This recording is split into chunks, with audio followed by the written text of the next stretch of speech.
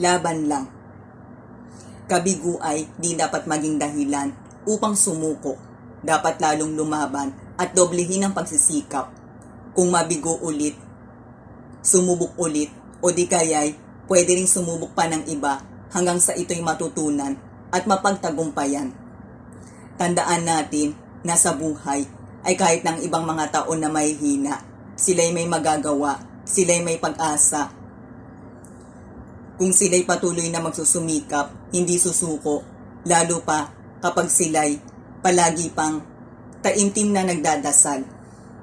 Kaya't huwag tayong susuko kung tayo man ay nabibigo. Huwag tayong manghihina kung ang mga kasabayan man natin ay umuunlad. Kahit pamalayo na ang kanilang napuntahan.